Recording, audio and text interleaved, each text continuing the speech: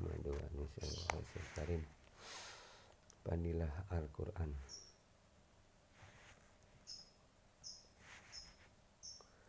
Dari Abu Hurairah radhiyallahu an berkata, Rasulullah sallallahu alaihi wasallam bersabda, belajarlah Al-Quran dan bacalah ia, karena orang belajar Al-Quran, membacanya dan menyebutnya di dalam sholat tahajud adalah seumpama sebuah wadah yang terbuka yang penuh dengan kasturi, baunya merebak ke seluruh tempat.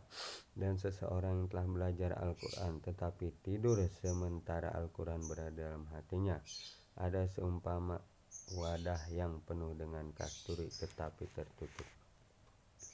Hadis riwayat Tirmizi, Nasai, Ibnu Majah dan Ibnu Hibban. Seseorang yang belajar Al-Quran dan menjaganya kemudian terus-menerus membacanya di dalam sholat tahajud, bagaikan botol kasturi yang terbuka tutupnya, harumnya semerbak memenuhi rumah itu.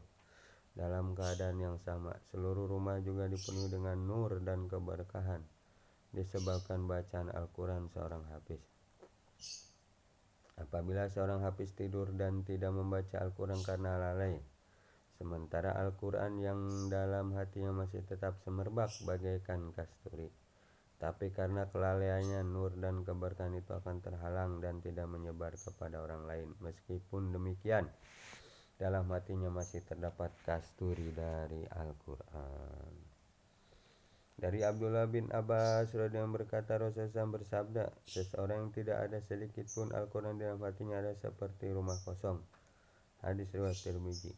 Diumpamakan dengan rumah kosong mempunyai maksud yang halus seperti katakan dalam peribahasa, otak manusia yang kosong adalah tempat setan bekerja. Maksudnya setan dapat menguasai ruang yang kosong.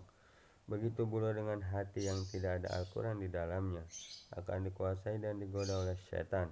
Hadis ini menerangkan bahwa menghafal Al-Quran dapat mengisi hati, sehingga tidak seperti rumah yang ditinggalkan dalam keadaan kosong. Abu Hurairah berkata, rumah yang di dalamnya dibacakan Al-Quran, maka akan dipenuhi kebaikan dan keberkahan bagi Al-Quran.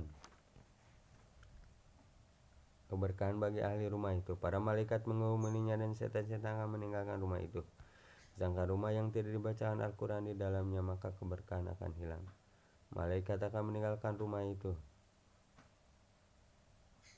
Dan sebagai ganti setan akan datang. Ibnu Mas'ud dan beberapa orang sahabat telah meriwayatkan bahwa Rasulullah bersabda, rumah yang kosong adalah rumah yang di dalamnya tidak ada yang membaca Al-Quran yang mulia.